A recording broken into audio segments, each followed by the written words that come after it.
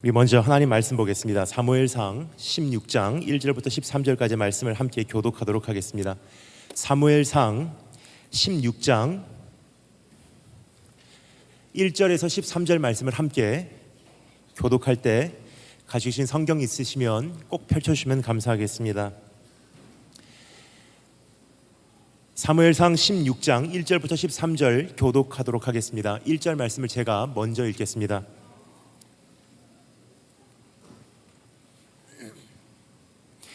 여호와께서 사무엘에게 이르시되 내가 이미 사울을 버려 이스라엘 왕이 되지 못하게 하였거늘 네가 그를 위하여 언제까지 슬퍼하겠느냐.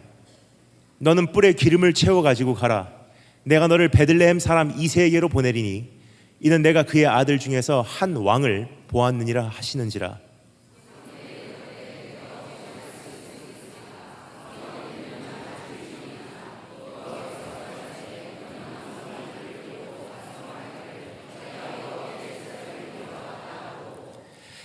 이새를 제사에 청하라. 내가 내게 행할 일을 가르치리니 내가 내게 알게 하는 자에게 나를 위하여 기름을 부을지니라.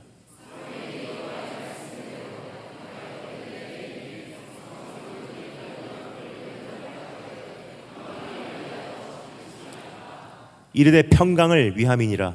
내가 여호와께 제사하러 왔으니 스스로 성결하게 하고 와서 나와 함께 제사하고자 하고 이새와 그의 아들들을 성결하게 하고 제사에 청하니라.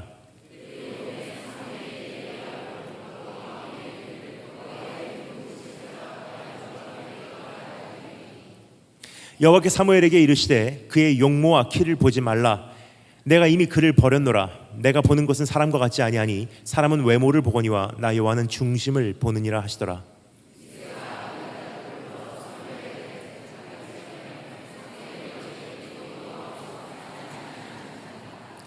이새가 산마로 지나가게 하매 사무엘이 이르되 이도 여호와께서 택하지 아니하셨느니라 하니라.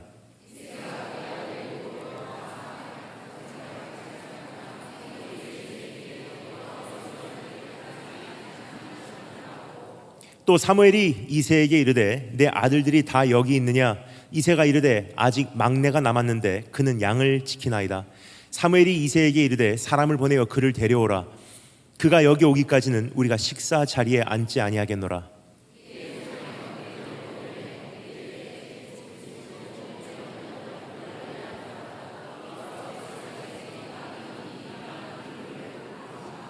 다 같이 읽겠습니다.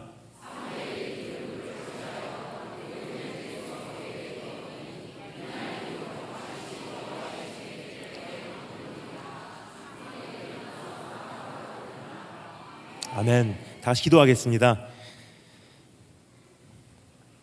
다윗을 왕으로 세우시고 증언하여 이르시되 내가 이새의 아들 다윗을 만나니 내 마음에 맞는 사람이라.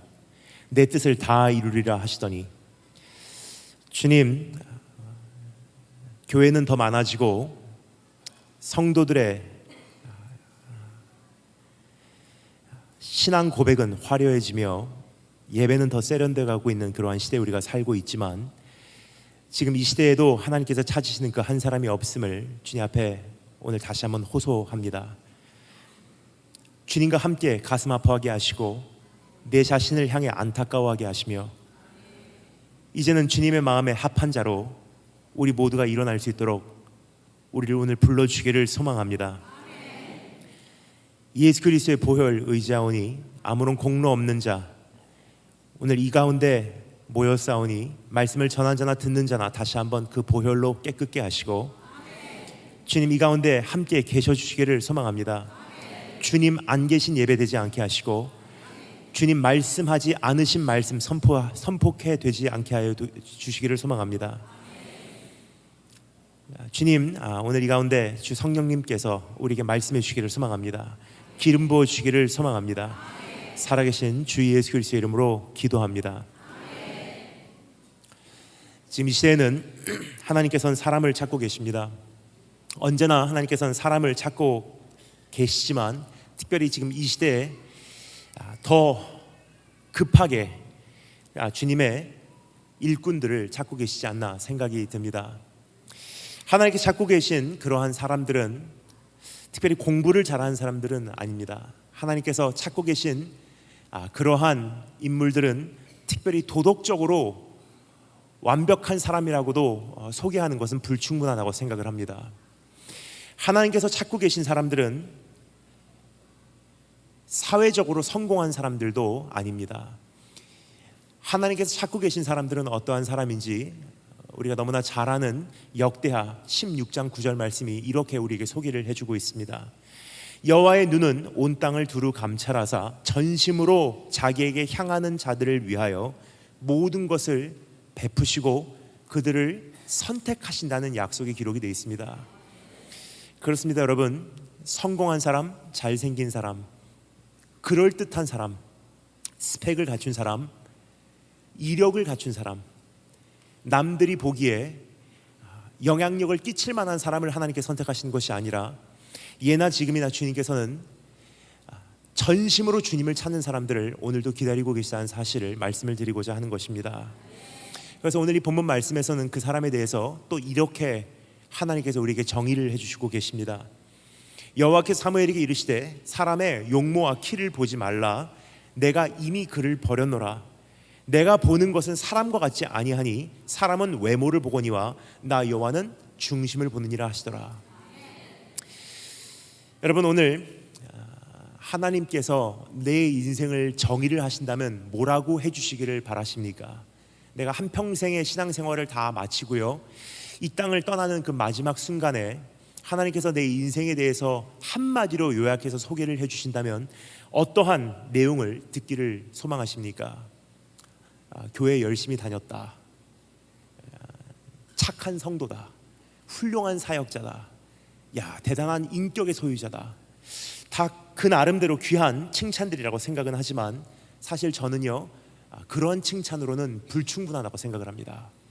하나님께서 제 인생의 마지막 날 이렇게 제 인생에 대해서 요약해 주시고 정의해 주시고 소개해 주시면 얼마나 감사할까 하는 바람으로 오늘도 달려가고 있습니다. 그 소개는요, 바로 이러한 내용이에요. 이는 내 마음에 합한 자라.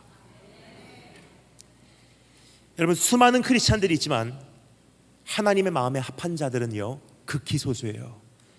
수많은 사람들이 주님을 사랑한다고 고백은 나름대로 하고 있지만 하나님의 마음에 맞는 사람들은 그리 많이 있지 않다는 것입니다. 저는 12년 전에 목사 안수를 받고 선교사 파송을 받고 지금 여기까지 정신없이 온 세계를 다니며 지금 진행하고 있는 사역을 섬기고 왔습니다. 그러면서 많은 분들을 뵙고요, 많은 교회를 방문하게 되는데 제가 지난 12년 동안의 삶을 가만히 이렇게 생각해 보면 교회 안에 성도님들이 크게 나누어 두 부류로 나누어지는 것 같습니다. 첫 번째 부류는요, 행복한 신앙생활 하시는 분들, 즐거운 교회 생활 하시는 분들, 유익한 어떠한 종교 생활 하시는 분들, 기도 응답 때로 받고 기댈 데 없을 때 주님께 나와서 울면서 기도하고, 그리고 또 일상생활에서의 어느 정도의 승리를 경험하고 또 회개하고 기쁨을 경험하고 1년 동안 계속 짜여져 있는 끊임없는 프로그램 속에 또 성실히 참여하고, 그러한 첫 번째 부류의 성도들이 계십니다. 하지만 제가 가만히 보니까요, 두 번째 부류의 성도들도 그 가운데 계신 것 같습니다. 이분들은 어떤 분들이냐면요, 하나님의 은혜를 경험하고요, 한평생을 하나님의 손에 붙들린 바 되어서 물 붓듯이 쏟아 부으시는 그 은혜를 경험한 사람들이에요. 이 사람들이야말로 하나님의 마음에 합한 자, 하나님의 마음에 맞는 자, 주님의 나라를 확장하는 자, 하나님께 쓰임받는 자, 파이오니어들이 아닌가 생각이 됩니다. 그래서 여러분과 제가 오늘 이 시간 다윗에게 무엇이 있었길래 하나님께서 그 한평생을 한마디로 내 마음에 합한 자라고 정의를 하셨는지, 우리가 오늘 다윗의 인생을 한번 지켜보므로 나도 이제 주님의 마음을 그렇게 흡족하게 하는 자리로 나오시기를 주님으로 축원합니다. 다윗의 삶에 존재했던 세 가지 우리 한번 정리해 보도록 하겠습니다. 첫 번째 동기, 두 번째 기준, 세 번째 능력, 이 세 가지를 함께 오늘 살펴보도록 하겠습니다. 그럼 첫 번째 한번 따라 감사하겠습니다. 동기. 우리 다 같이 하나님 말씀 읽겠습니다. 6절부터 9절 말씀 우리 읽어 나갈 텐데 오늘 말씀 마실 때까지 여러분 성경책 덮지 마시고요. 우리 하나님 말씀 9절 9절 살펴 내려가도록 하겠습니다. 6절부터 9절까지 말씀을 통해서 우리 다윗의 모습 첫 번째 한번 직접 지켜보도록 하겠습니다. 6절부터 9절 한 목소리로 읽겠습니다. 시작.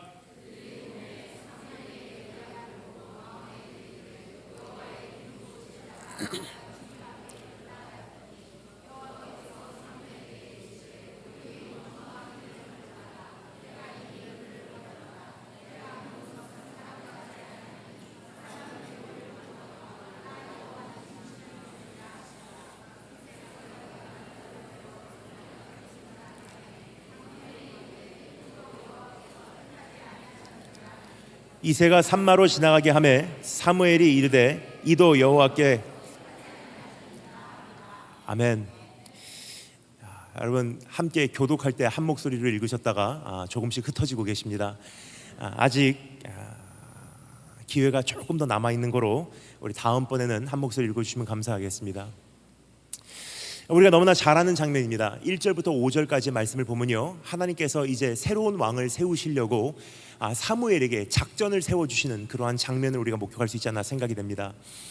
하나님께서 쓰셨던 사울이라는 왕을 버리시고요, 주님께서 심히 후회하시고 이젠 새로운 왕을 세우시기로 작정하시는 것을 우리가 잘 알고 있습니다. 지금도 그러한 하나님의 원칙은 변치 않고 있지 않나 생각이 됩니다. 하나님께서 온 열방을 두루 살피시면서 하나님께서 찾으시는 그 한 사람, 그 사람을 향해서 주님의 시선이 고정되는 순간 그 자리를 지켜내지 못한 사람들은요, 결국은 하나님께 발견된 사람들을 위해서 그 자리를 양보하지 않으면 안 되는 그러한 운명을 맞이하게 되는 것입니다. 그래서 여러분, 그러한 비극을 맞이하지 않도록 우리 하나님 앞에서 끝까지 붙들림 받은 그러한 인생을 살아내시기를 주님으로 축원합니다. 하나님께서 다윗을 선택하시고요, 이제는 다윗을 왕으로 세워내시기 위해서 사무엘을 파송을 하십니다. 가서 기름 부어서 왕으로 세워내라.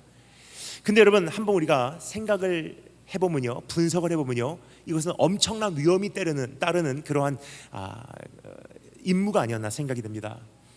현직 왕이, 사울 왕이 아직도 왕좌에 앉아 있는데도 불구하고 비밀스럽게 베들레헴에 찾아가서 새로운 왕을 세우기 위해 기름 부어 일으켜 낸다는 것은요, 이것은 반정부 행위고 반란을 의미하지 않나 생각이 됩니다. 그래서 사무엘이 그것을 두려워해서요, 이것을 어떻게 하나님 진행을 할까요? 주님께서 말씀하시죠.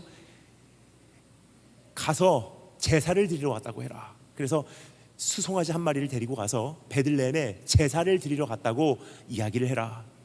사실 여러분, 이것은 베들레헴에 비상이 걸릴 만한 사건이 아니었나 생각이 듭니다. 사무엘 하면요, 이스라엘의 대표 선지자예요. 그 국가 대표 선지자가, 그 유명한 인물이 이스라엘의 가장 작은 고을 중에 하나인 베들레헴에 갑자기 나타난다는 것은요, 베들레헴이 떠들썩해질 만한 그러한 사건이었다는 것입니다. 거기서 그러한 소란이 있으면요, 사울이 앉아있는 왕궁까지도 그 소문이 전해지게 되어 있습니다. 그럼 사무엘이 왜 베들레헴에 갔나? 새로운 왕을 세우기 위해서? 이건 반란 아닌가? 그래서 하나님께서는 사무엘에게 제사를 드리러 가라. 그리고 그 제사 현장에 이새의 가족을 초청해라. 그리고 이새의 아들들 중에 한 사람, 내가 지명하는 이를 이제 왕으로 세워내라. 사무엘이 그렇게 주님의 작전을 받아들여서요, 그것을 그대로 진행을 하게 됩니다. 드디어 이제 이새의 가정에 도달해서 거기서 이제 제사의 현장이 펼쳐지게 되는데, 거기에 한 사람 한 사람씩 그 아들들이 등장을 하게 되죠. 가장 먼저 사무엘의 눈에 띈 아들이 있습니다. 엘리압이라는 아들입니다. 우리가 성경을 통해서 추측할 수 있는 것은요, 그 아들은 키와 용모가 꽤 뛰어나지 않았나 생각이 됩니다.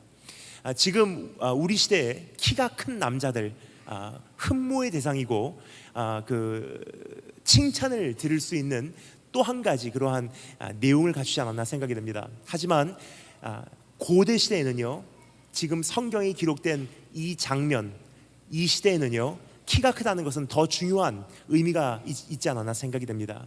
그 이유는 고대 시대의 왕은 우리가 알고 있는 왕과는 조금 개념이 달랐습니다. 우리가 알고 있는 왕은 무엇입니까? 왕궁에 앉아서 장군들 그리고 군인들에게 지시해서 전쟁터로 내보내는 왕, 정치가를 생각해요. 하지만 그 당시에는요, 고대 시대의 왕은요, 치리도 왕의 역할이긴 했지만 전투도 왕의 역할 중에 하나였다는 것입니다. 따라서 사울 왕도 직접 전쟁 나갔고요, 다윗 왕도 직접 전쟁을 나갔어요. 그러니까 왕이 어떤 의미에서는 장군의 역할을 하는 것도 분명히 있었다는 것입니다. 그럼 왕이 전쟁터 나가기 위해서는요, 그 무술과 전쟁 비법이 상당히 중요했습니다. 특별히 왕이 소지하고 있는 그 무기들이 큰 역할을 했다는 것입니다. 근데 키가 큰 것이 왜 중요하냐면 그 신장에 비례해서 왕이 소지하게 되는, 왕이 전쟁터에서 사용하게 되는 칼의 길이가 좌우되었기 때문입니다. 키가 크면 클수록 그 칼의 길이가 길 수밖에 없어요. 칼의 길이가 길면 길수록 전쟁터에서 더 유능할 수밖에 없습니다. 그래서 왕을 세울 때 가장 먼저 무엇을 봤냐면요, 키를 봤어요. 키가 큰 사람이 전쟁에 능한 자이기 때문에. 엘리압을 봤을 때 사무엘이 그래서 가장 먼저 그 엘리압을 흠모하지 않았나 생각이 듭니다. 저 정도 되면은 이스라엘을 위해서 싸워줄 수 있는 인물이 되지 않을까. 저 정도 스펙을 가지면 분명히 우리 이스라엘을 세계에서 으뜸가는 나라로 만들어내지 않을까. 인간적인 계산이 있었다는 것입니다. 근데 하나님께서 뭐라고 말씀하십니까? 나는 이를 이미 버렸노라 그래요. 참 기가 막힌 표현이에요. 엘리압 말고라고 이야기하실 수 있었는데 하나님께서는 과거형으로 표현을 하십니다. 완성형으로 표현을 하세요. 이미 그를 버려놓으라 그래요. 그 이유가 무엇입니까? 그 다음에 우리가 알 수 있어요. 하나님께서는 중심을 보신대요. 즉 엘리압의 중심을 보신즉 엘리압이라는 사람은 왕권을 가진다고 할지라도 잘못될 것이 분명하다는 거예요. 중심이라는 토대 자체가 불안정한 거로 엘리압을 왕으로 세워난다 한들 언젠가는 내가 엘리압을 또 버릴 수밖에 없어. 그러면서 하나님께서는 중심이 바른 자를 찾기로 작정을 하십니다. 거기에 한 사람이 발견이 됩니다. 누구죠? 우리가 너무나 잘 아는 스토리, 다윗이 여기서 소개가 돼요. 7명의 아들들이 다 사무엘 앞에 등장을 했는데 단 한 사람도 하나님 앞에 선택을 받지 못했어요. 지금 이 시대도 똑같지 않나 생각이 됩니다. 수많은 사람들이 주님을 예배하러 오고요, 그럴듯한 신앙 고백을 하고요, 다 기가 막힌 예배자로서 내 자신을 이렇게 교회에서는 보이기는 해요. 그런데 하나님께서 수많은 성도들에게 이렇게 말하지 않나 생각이 됩니다. 내가 그를 이미 버려놓으라. 안 쓰신다는 거예요. 저는 조금 전에 읽어드린 역대하 말씀을 읽으면서 참 마음이 아팠어요. 하나님께서 온 열국을 두루 살피사 하나님을 전심으로 찾는 사람을 한 사람 발견하기 위해서 지금도 고민하고 계시다는 거예요. 무슨 뜻이냐면요, 그만큼 없다는 뜻이에요. 여러분, 대한민국 안에 얼마나 교회가 많습니까? 온 세계에 얼마나 교회가 많습니까? 그리고 그 안에는 얼마나 성도들이 많습니까? 또 그 성도들 가운데는요, 얼마나 잘난 사람들이 많습니까? 그럴듯한 고백한 사람들이 또 얼마나 더 많겠습니까? 근데 하나님께서 말씀하십니다. 내가 저희를 이미 버렸노라. 안 쓰신다는 거예요. 그 이유가 무엇입니까? 오늘 성경이 우리에게 알려주고 있습니다. 그들을 하나님께서 버리신 이유, 반면에 동시에 다윗이 선택받은 이유, 중심을 보신 하나님이시기 때문에. 여호와께서 사무엘에게 이르시되 그의 용모와 키를 보지 말라. 내가 그를 이미 버렸노라. 내가 보는 것은 사람과 같지 아니하니 사람은 외모로 취하거니와 나 여호와는 중심을 보느니라 하시니라. 중심을 보신대요. 근데 여기까지는 우리가 많이 들어서 알고 있습니다. 근데 한 가지 중요한 질문을 여쭤보겠습니다. 중심을 보신다는 것이 도대체 무슨 뜻이냐는 거예요. 중심을 보신다는 것은 무엇을 의미합니까? 중심, 영어로는 이렇게 표현이 되어 있습니다. God watches the heart of man. 사람의 심장을 보느니라, 사람의 마음을 보느니라. 근데 영어로나 우리말로나 사실은 원어를 가장 정확하게는 표현을 못하는 것 같아요. 영어 심장을 보느니라, 마음을 보느니라, 감성이라고 생각을 해요. 중심을 보느니라. 그러면 이게 좀 막연한 표현이에요. 근데 원어를 보면요, 히브리어로 레바라는 단어인데요, 그 단어 안에 내포되어 있는 의미는요, 우리가 생각하는 중심, 마음, heart, 심장이라는 단어와 조금 다르다는 것입니다. 사실 그 원어를 우리말로 번역하고자 하면요, 우리말에 적합한 단어는 존재하지 않습니다. 그래도 그나마 원어를 최대한 잘 표현을 하고자 하면 중심이라는 단어보다도 사실은 더 정확한 표현이 있지 않나 생각이 됩니다. 제가 말씀을 드리겠습니다. 한번 따라 하시겠습니다. 동기. 그럼 다시 한번 제가 읽어드릴게요. 사람은 외모를 보거니와 나 여호와는 동기를 보느니라 그러세요.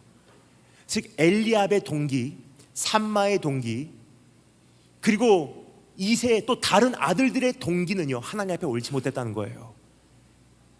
반면에 다윗의 동기는요, 하나님께서 인정하셨다는 거예요. 그 동기가 무엇이었는지 우리가 어느 정도 예측을 할 수 있습니다. 지금 우리가 읽은 이 사무엘상 16장 말씀 바로 전에 15장에 어떠한 사건이 있었죠? 안 펼쳐도 괜찮습니다. 제가 설명을 드리도록 하겠습니다. 그 사울 왕이 하나님께 불순종을 해서요, 아말렉을 다 멸종을 시키지 않고 쓸만한 것은 그대로 그냥 보존을 했어요. 사무엘이 찾아가서 이제 사울 왕을 책망을 합니다. 그럼에도 불구하고 하나님께 돌아올 생각은 하지 않고 오히려 변명을 달아요. 말도 안 되는 변명을.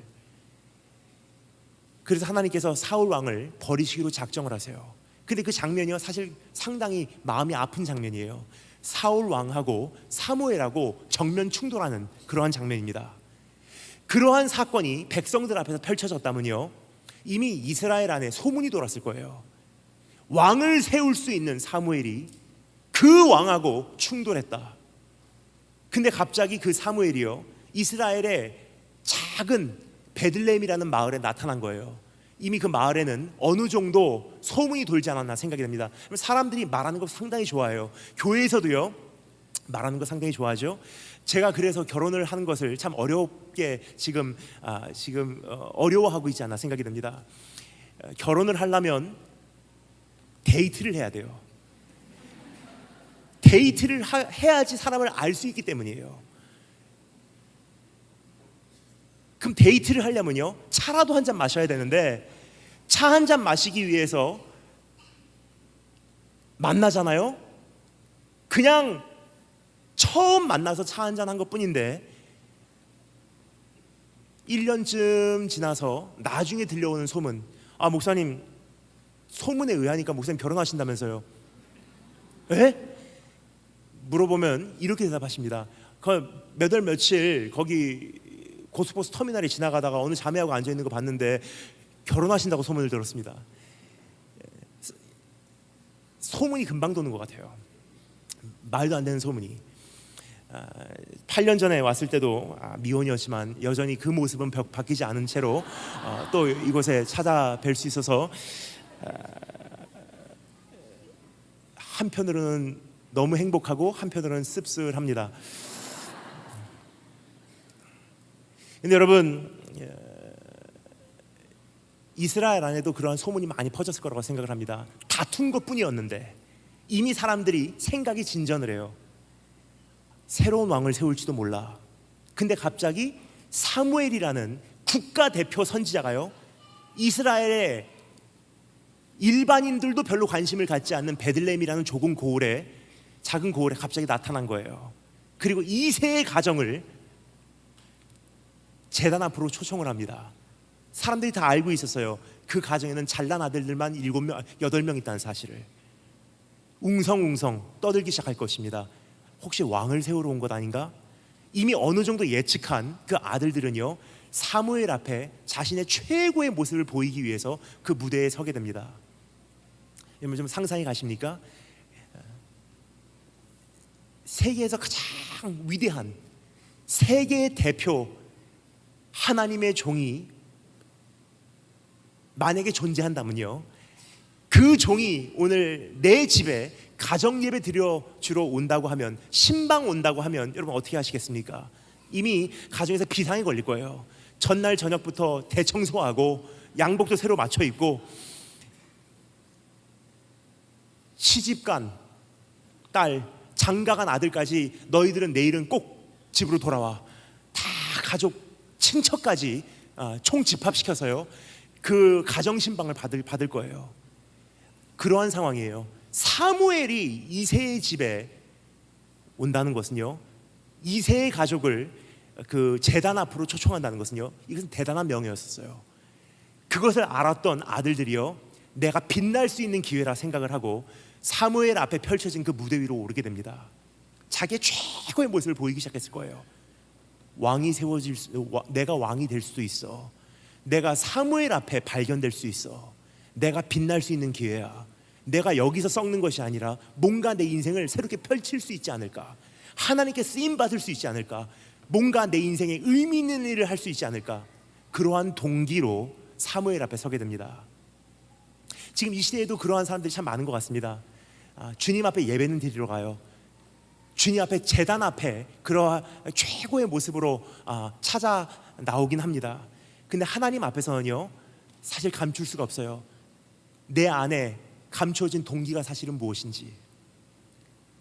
예수님을 통해서 내가 한번 내 인생에 쓰임 받기를 원합니다. 예수님을 통해서 내가 한번 내가 의미 있는 삶을 살아보기를 원합니다. 내가 예배를 드림으로 오늘 한번 복 받기를 원합니다. 여러분, 이것은요 하나님 안에 있는 약속이긴 하지만 다 둘째 문제지, 하나님과 나와의 관계를 설립해주는 본질은 아니라는 거예요. 그래서 여러분, 오늘 이 시간 참 중요한 질문을 드리도록 하겠습니다. 여러분께서 오늘 신앙생활을 지탱하고 있고, 여러분의 신앙생활을 지금 유지하고 있고, 하나님 앞에 여전히 달려가고 있는 그 원동력, 동기가 무엇이냐는 질문이에요. 동기가 잘못되든 잘되든 그 동기는 사람의 눈으로는 사실 볼 수가 없어요. 그래서 주님께서 뭐라고 말씀하시죠? 사람은 외모로 취하느니라. 울고 있다고, 야, 저 사람 정말 참된 신앙인이야.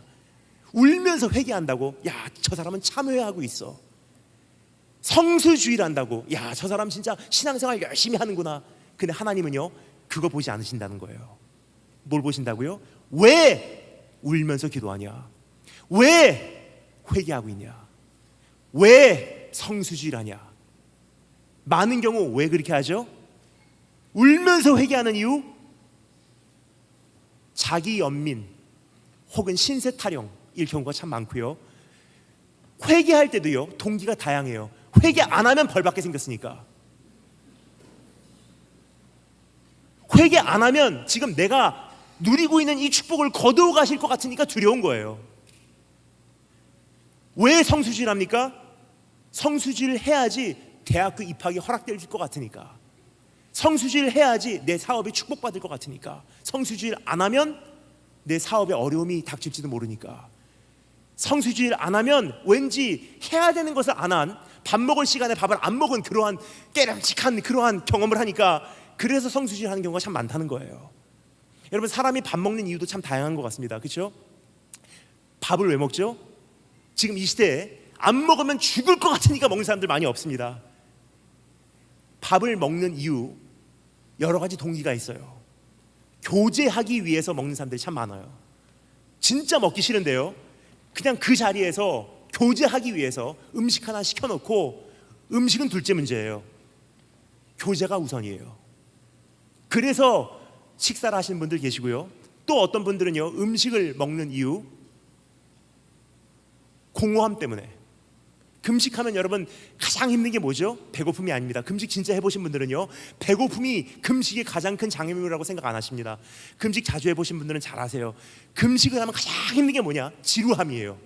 삶에 낙이 없어요. 할 게 없는 거예요.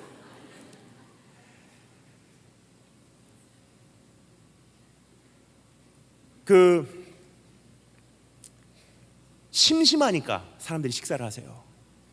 또 어떤 분들은요, 왜 식사하시죠? 시간 되었으니까. 그거 먹어야 될 시간에 안 먹으면 뭔가 해야 될 걸 안 한 것 같으니까. 근데 우리가 지금 하나님과의 교제도 그러한 동기로 너무나 많은 경우 이루어지고 있다는 거예요. 그냥 교회 올 때도요, 교제하기 위해서 하나님은 도구예요. 또 어떤 분들은요, 주님과 신앙생활 왜 합니까? 그거 안 하면 왠지 심심하니까, 왠지 공허하니까, 뭔가로도 채워내야 되니까. 또 어떤 분들은요, 시간 되었으니까 그냥 교회 오신 분들이 계세요. 근데 하나님께서 우리에게 정말로 오늘 이 시간 묻기를 원하시는 질문은요, 동기에 대한 질문이 아닌가 생각이 됩니다. 왜냐하면 지금 교회가 많이 성장을 했고요, 수많은 교회들이 탄생되고 수많은 성도들이 신앙생활 하는 것 같이 보이고요, 그리고 수많은 프로그램들은 형성되고 있고, 그 어떤 시대보다도 예배는 더 세련되고요, 그 어떤 시대보다도 성도의 그 한마디 한마디 신앙 고백은요 굉장히 유식해요.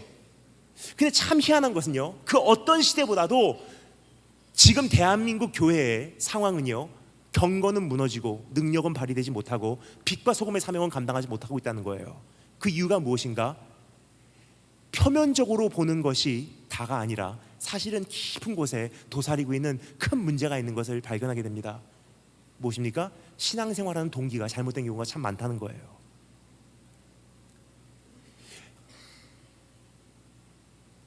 이세 수많은 아들들 잘못된 동기로 그 재단을 찾았어요. 내가 출세할 수 있는 기회다, 내가 사무엘의 눈에 발견될 수 있는 기회다, 여기만 잘 되면 내가 인생 바뀔 수도 있어. 여러분, 어떠한 동기로 하나님의 재단을 찾습니까? 어떠한 동기로 주님 앞에 쓰임 받기를 원하십니까? 지난번에 제가 어느 집회를 가니까 중고등부 수련회였는데요, 중고등부 수련회 어느 중고등부 교사 선생님께서 고등학교 2학년 정도 된 학생을요 저에게 이렇게 데리고 오셔요. 목사님, 네, 목사님, 이 아이를 위해서는 기도 좀 해주세요. 축복기도 해주세요. 제가 궁금해서 어떻게 기도해 드릴까요?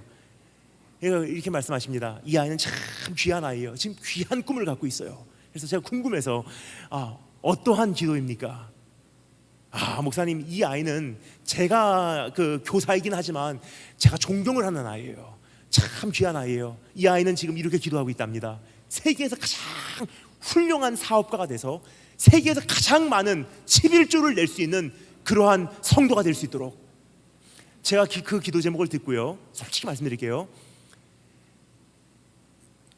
책망했어요. 제가 그 아이를, 그리고 그 선생님을 심하게 혼내서 건면해서 돌려보냈어요. 축복기도 안 해줬습니다.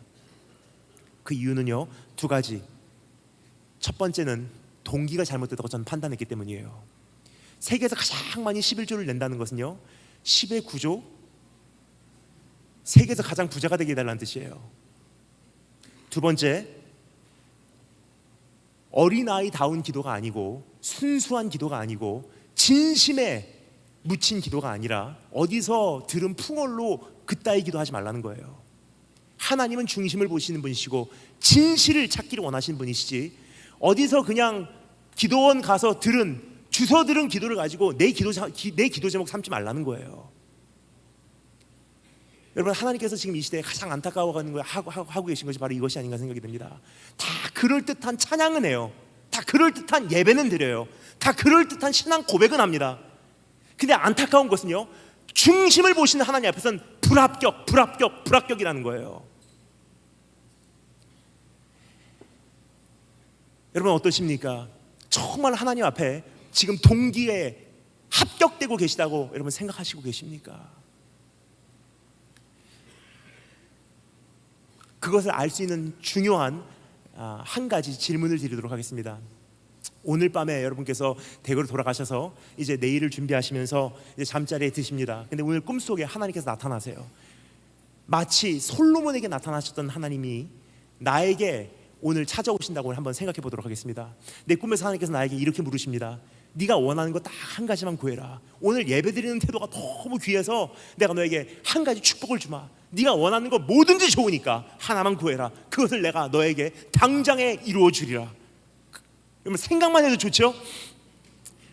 뭐를 구하실래요? 이미 여러분 표정을 보니까 시선이 막 흔들리기 시작했어요. 이것도 생각하고 저것도 생각하고, 와, 상상만 해도 좋은 거예요.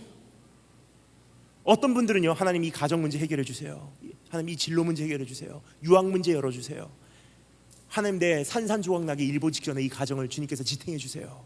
이 사업 지금 부도나게 생겼습니다. 이번 고비 넘기게 해주세요. 내 질병을 고쳐주세요. 수많은 기도 제목이 있을 거라고 생각하고요. 그리고 그 기도 제목 나름대로 나에게는 다 소중한 기도 제목이고 급한 기도 제목인 건 분명합니다. 그런데요, 한 가지만 구해라. 네가 가장 행복하게 될 수 있다면 네가 원하는 그 한 가지 내가 너에게 허락해 줄 수 있다. 그 음성에 내 입에서 터져나가는 첫 마디가요, 사실은 내 인생을 지금 다름질하게 하는 동기예요.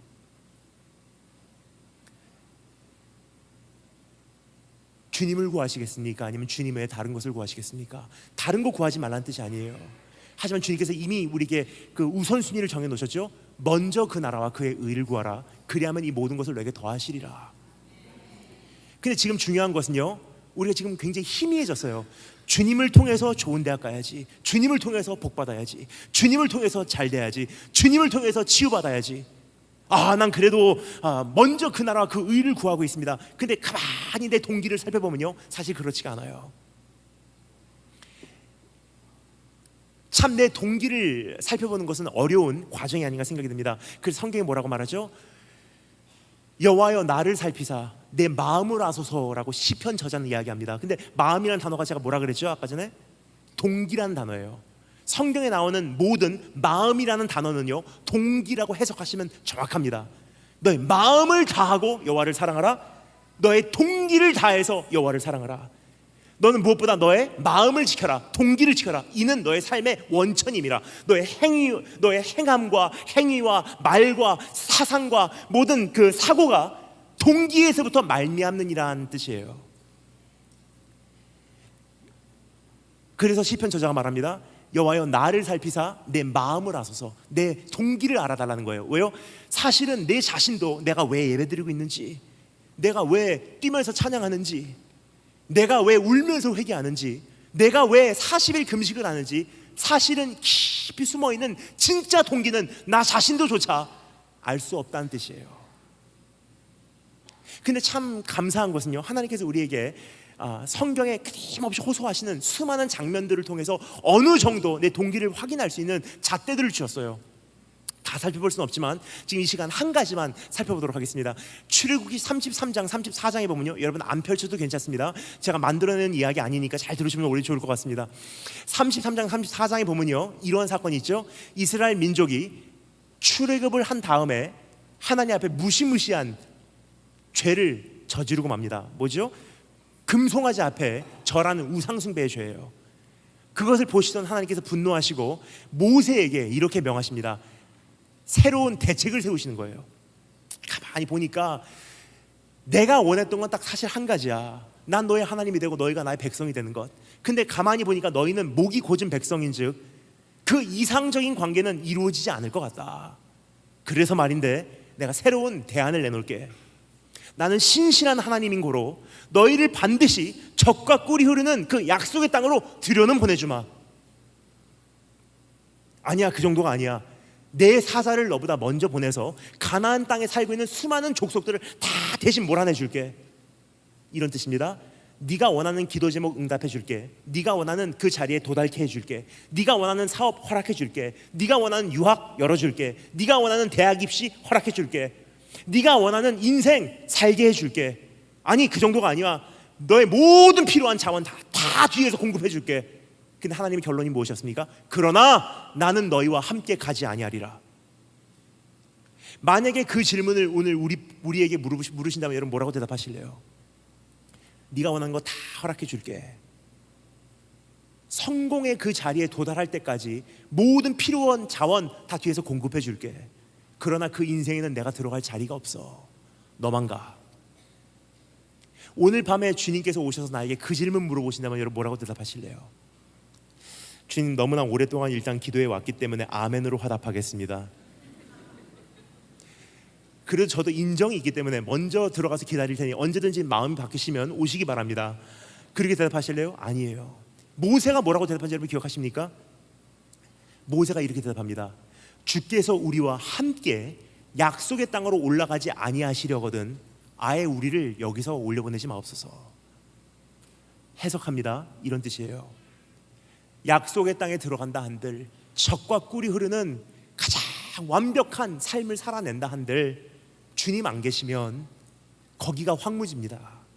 하지만 지금 내가 놓여진 곳이 비록 광야라 할지라도, 혹은 깨진 가정, 산산조각난 문제, 가난의 현장, 망하기 일보 직전의 사업, 질병과 투병하지 않으면 안 되는 병상이라 할지라도 우리 주님이 나와 함께 계신다면 난 이미 목적지에 도달했습니다. 그런 사람들만 할 수 있는 고백이 뭐죠? 내 영혼이 은총 입어 중한 죄짐 벗고 보니 죄가 많은 이 세상도 천국으로 화하도다. 주 예수와 동행하면 초막이나 궁궐이나 그 어디나 하늘나라예요. 근데 지금 내 안에 있는 깊은 내 속사람은요, 지금 다른 것을 혹시 속삭이고 있진 않은가? 열심히 기도해, 열심히 헌금해, 열심히 예배해. 그래서 이 초막을 벗어나야 돼. 궁궐에 들어가야 돼. 열심히 살아. 착한 일 많이 해. 단기 선교행도 열심히 섬겨야 돼. 그래야지 이 초막을 벗어나서 궁궐에 들어가야지 네가 최종적으로는 행복할 수 있어. 그래서 우리는 꿈을 꿔요. 저기만 들어가면 행복할 것이다. 이것만 이루어지면 내 인생은 완벽할 텐데, 저것만 되면 내 인생은 행복할 텐데. 뭐죠? 목마름이에요. 목마름을 다른 말로 표현해 보겠습니다. 풀무불이에요. 내 안에 있는 풀무불을 다른 말로 표현해 보겠습니다. 지옥의 현실이에요. 죽은 다음에 지옥 가는 것이 아니라 이미 이 땅에서 지옥불 가운데 살고 있는 사람들이에요. 여러분 어떠십니까? 오늘 내 안에 있는 동기, 주님 앞에서 바른 동기입니까? 아니면 하나님께서 책망하시는 동기입니까? 이세의 7명의 아들들은요, 동기가 잘못됐어요. 그 무대를 찾아 올라가는 그 모습부터 이미 잘못된 거예요. 상상이 갑니다. 요즘에 자매들 보면요, 사실 저는 이해가 안 가는 몇 가지가 있어요. 자매들, 물론 형제들도 그렇게 하지만 자매들 보면 첫째는 전 일단 감탄해요.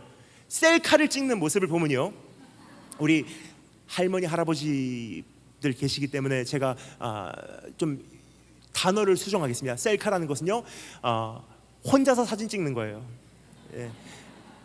스스로 사진을 찍는 거. 그 셀카를 찍을 때 저는 그 테크닉을 보고서 감탄을 해요. 실물보다 더 낫게 나와요. 제가 궁금해서 가만히 지켜보니까요, 각도도 상당히 중요한 것 같아요. 그리고 카메라를 어디쯤 두냐, 그 고도, 그것도 신경을 많이 쓰시는 것 같아요.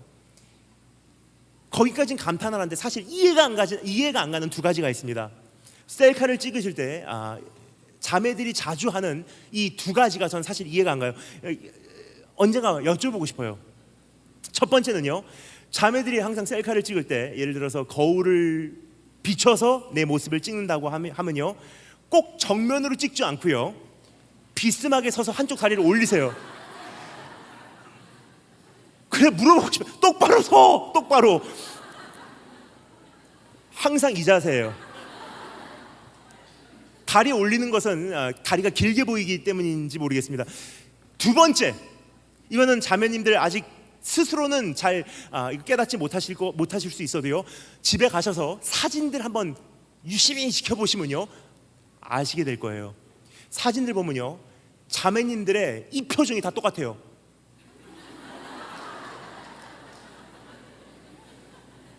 휴가 기간 다녀오신 사진들 보면요, 거의 자매님들 그 표정과 포즈 다 이 포즈예요. 그러니까 사람이 셀카 하나 찍을 때도요, 자기 최대한의 모습을 보이려고 하는 것이 사람의 그 본능이 아닌가 생각이 돼요. 근데 국가대표 선지자가 우리 집에 온 거예요. 양을 치던 목수를 하던 어부를 하던 뭐를 하던 다 내려놓고 사무엘이다 하고 깨끗하게 목욕하고 자기 최고의 모습을 보이기 위해서 사무엘 앞에 펼쳐진 콘테스트의 무대로 올라가서 포즈를 취합니다. 그거에 혹 반해버린 사무엘은요, 하나님 저 사람입니까? 하나님께서 뭐라고 말씀하십니까? 쟤는 동기가 잘못됐어. 수많은 사람들이 오늘 고백합니다. 내가 주님을 섬기겠습니다. 내가 주님을 위해서 살겠습니다. 나를 종으로 사용하여 주시옵소서. 근데 하나님께서는 사실 그 고백 별로, 솔직히 말씀드릴게요, 제 생각에는요, 하나님께서 그 고백 별로 우리가 생각하는 것만큼 중요하게 생각 안 하세요. 하나님께서 진짜로 찾기를 원하시는 것은요, 외면, 외모, 소리로 들리는 내용이 아니라 동기예요. 너 왜 쓰임 받기를 원하니? 너 왜 사업 성공하기를 원하니? 사업이 성공해서 주님을 섬기기를 원합니다. Why? 왜 주님을 섬기기를 원하니? 깊이 들어가면요, 사실 내 안에 깊은 곳에 숨겨져 있는 그 동기를 나는 발견해요. 내가 사업이 잘 돼서 주님을 열심히 섬기면 그래도 내 인생은 허무한 인생은 아니야. 뭐죠? 주님을 섬기는 것이 아니라 사실은 내 인생을 섬기고 있는 거예요. 주님을 섬기겠습니다. 단기 선교행 다녀오겠습니다. 거기까지는 좋아요. 사람은 그것을 보고서 야, 대단하다, 참 신앙이 바르다 칭찬하겠죠. 하지만 사실 하나님께서는요, 손에 섬김을 보시는 것이 아니라 동기를 보세요. 너 왜 섬기고 있니? 사실은 본인은 깊은 곳에 울려 퍼지는 메아리를 듣고 알 수 있습니다. 내가 단기 선교행 갔다 오면 이번 여름 내가 낭비하진 않았어. 뭐죠? 동기가 하나님을 위한 것이 아니라 나를 위한 거예요. 그래서 여러분, 오늘 하나님 앞에서 우리가 진짜로 신중하게 살펴봐야 될 것이 있다면요, 이제는 하나님의 바른 고백하십시오, 우리 바른 헌신하십시오, 다 드리십시오 할 때가 저는 아니라고 생각해요. 그 이유는요, 바른 고백 가르쳐 왔고요, 다 드리도록 가르쳐 왔고요, 그리고 그것에 반응해서 다 드려왔고요. 근데 지금 대한민국 교회와 수많은 성도들이 하나님 앞에서 바로 살지 못한다는 것은요, 뭔가가 잘못됐다는 거예요. 그 원인이 무엇입니까? 중심이 잘못됐다는 거예요. 이제는 외형적인 것을 가지고 우리가 만질 때가 아니라 동기를 하나님 앞에 새롭게 해야 될 때가 아닌가 생각이 됩니다. 여러분의 동기는 무엇입니까? 하나님 기도 응답 안 해줘도 주님이 함께 계시다면 감사합니다. 하나님 내가 대학 못 들어가도 정말 주님 함께라면 나는 이미 만족했습니다. 그것이 여러분의 동기이신지요? 오늘 그 한 사람을 오늘 이 말씀에서 볼 수가 있어요. 누구죠? 7명의 아들들은요, 무대 위에 올라가기 바빴는데 한 사람은 무대에 관심이 없어요. 그냥 양치고 있어요. 여러분, 다윗이 왜 사무엘 앞에 안 왔다고 생각하십니까? 우리가 어떠한 고정관념을 가지고 성경을 읽기 때문에 미움받는 아들이었을 거라고 우리가 착각을 해요. 야곱과 같이 그냥 미움을 받았겠지, 다른 형들에게. 아니에요. 그런 기록 어디도 없습니다. 형들이 그냥 갔는데 다윗은 나는 그냥 양치고 있겠습니다 하고 무대에 관심이 없는 사람이에요. 진짜로 하나님 앞에 바른 동기로 사는 사람들 가만히 보잖아요, 위대하게 쓰임받는 거 별로 중요하게 생각하지 않는 사람들이에요.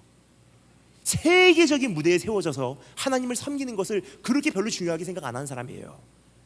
진짜로 하나님 앞에 동기가 바른 사람들을 가만히 보잖아요, 그러면요, 거의 이런 사람들이에요. 내가 깨진 가정에 있던, 매일매일 지루한 일상생활로 똑같은 회사에 출근하던, 진전이 없는 것과 같이, 변화가 없는 것과 같은, 사회에서 아무런 영향력도 끼치지 못하는 그러한 일상생활에 내가 매일 아침 출근하고 퇴근하고 그러한 삶을 살아가던, 지금 나에게 맡겨진 것은 병상에 있는 내 가족 돌보는 것, 화려한 인생도 아니고 그냥 소박한 인생, 매일 반복되는 지루한 삶이라 할지라도 주님, 오늘 이 하루를 통해서 내가 주님을 얻을 수 있다면 난 정말 행복합니다. 그 고백한 사람들이에요. 여러분, 오늘 다윗을 볼 때 우리가 한 가지를 분명히 알게 됩니다. 하나님께서 찾으시는 것은요, 언젠가는 화려해져야지, 언젠가는 내가 세계적인 무대 위에 서야지, 언젠가는 한바탕 대박을 쳐서 내가 영광 돌리는 삶을 살아야지가 아니에요. 부르신 곳에서 난 예배하리, 어떤 상황에도 난 예배하리. 뭐죠? 하나님, 내가 꿈꿨던 것은 온 세계를 날아다니면서 주님 나라 확장하는 것. 그런데 참 희한하게 하나님께서는요, 온 세계로 날아다닐 수 있는 날개를 나에게 달아주시기보다도 때로는 오히려 날개를 갈기갈기 찢어버리시고요, 못 나르게 하시는 경우가 참 많다는 거예요. 내가 원했던 것은 온 세계를 돌아다니면서 주님 나라 확장하는 것, 그 기도 하나님께 들으실 줄 알아요. 근데 사실상 사람들의 인생을 가만히 만나보잖아요. 하나님께서는 그 사람에게 뛰어가지 못하도록 교통사고, 혹은 돌보지 않으면 안 되는 가족, 재정적인 여유가 없는 삶으로 묶어버려요. 우리가 원하는 인생은요, 마음껏 돌아다니면서 주님의 종답게 사는 것. 근데 하나님께서는 때로는요, 내 삶의 어떤 좌절을 통해서 주저앉게 해버리세요. 여러분, 이거 어떻게 해석합니까? 여기서 우리가 한 가지 알 수 있는 것은요, 하나님은 우리가 두 날개를 달고서 온 세계 돌아다니는 것 우선순위 아니라는 거예요. 내가 다름질하며 하나님 나라 확장하는 것, 그것도 하나님께서는 우선순위가 아니에요. 하나님께서 정말 원하시는 것은 무엇이냐면요, 여호와는 나의 목자시니 내가 부족함이 없으리로다. 왜요? 그가 나를 푸른 초장에 누이시며라고 되어 있는데 번역이 조금 희미해요. 영어 성경이 정확하게 번역이 되어 있습니다. 우리말로는 나를 푸른 초장에 누이시며 그러면 보통 이렇게 이해를 해요. 양들아 일로 와라. 여기 누워, 여기 누워. 이러면 네 하고 이게 그냥 여기서 그냥 편하게 쉬는 거를 생각해. 아, 나를 쉬게 하시는구나. 근데요, 영어 성경에 보면 정확하게 원어를 이렇게 뉘앙스를 우리에게 전해주고 있습니다. The Lord is my shepherd, I shall not be in want. 여호와는 나의 목자시니 내가 부족함이 없을 것입니다. 왜요? He makes me lie down in green pastures. 나를 누이시며가 아니에요. He makes me lie down. 뭐냐면요, 강제로 눕히신다는 거예요. 누워! 왜요? 내 안에 있는 속사람은요, 풀물불과 풀무불과 같은 만족을 모르는 이 불이요, 내 안에 뭐를 담아도 다 삼켜버리기 때문에 지금 여기까지 되면 행복할 거야. 거기까지 갔어요. 그런데 저것만 이루어지면 행복할 거야. 저기까지 갔어요. 그러면 저것만 이루어지면 행복할 거야. 쉼을 모르는 나의 인생. 나에게 계속 기도 응답만 하셔도요, 사실 하나님은 아세요. 한평생 기도 응답을 해도 내 안에 쉼이 없다는 거. 그럼 근본적으로 그 불을 끄기 위해서는 어떻게 하셔야 되겠습니까? 그 불에게 계속 소멸할 수 있는 장작을 주는 것이 하나님 뜻이 아니에요. 그 불을요, 근본적으로 소화해버리기 위해서는요, 더 이상 타오르지 못하도록 내용을 안 주는 것이 목자의 방법이에요. 그래서 때로는 두 날개 찢어버리시고요, 누워있어. 그래서 때로는 두 다리 부러져서 더 이상 뛰어가지 못하게 하시고요. 근데 우리는 처음에는 그 안에서 정말 답답해요. 하나님, 왜 내 인생을 이렇게 저주하십니까? 참 답답해하고 하나님을 원망하는데 시간이 많이 흐르잖아요. 10년이 흐르던 20년이 흐르던 나중에 돌아보면 고백하게 됩니다. 두 날개 찢어 놓으셨기 때문에 주님과 잠잠히 걸어가는 법을 배우게 되고요, 뛰어가지 못하고 걸어가게 되기 때문에 주님과 동행하면서 많은 대화를 나누게 되고요, 걸어가지 못하고 주님 앞에 주저앉아 있었는데 그 주저앉아 있는 곳에 찾아오신 예수님과 그 눈물의 현장에서 많은 추억을 쌓게 되는 거예요. 여러분, 여러분의 동기는 무엇입니까? 여전히 무지개를 찾아 헤매시나요? 우리 오래된 곡이죠. 무지개를 찾아 헤매시나요? 그걸 찾아서는요, 내 삶 속에는 만족이 없습니다. 여러분, 오늘 하나님 앞에서 내 동기가 바로 설 수 있는, 주님이 나의 동기 되시는, 그래서 내 안에 있는 쉴 줄 모르는 이 풀물을 단번에 소화해 버리시는 축복이 있으시기를 주님으로 축원합니다. 사실 여러분, 그렇지 않나 생각이 됩니다. 그 동기가 잘못되면요, 왕으로 세우면 그 권력을 잘못 쓰게 돼 있어요. 자기를 채우기 위해서 권력을 사용한다는 거예요.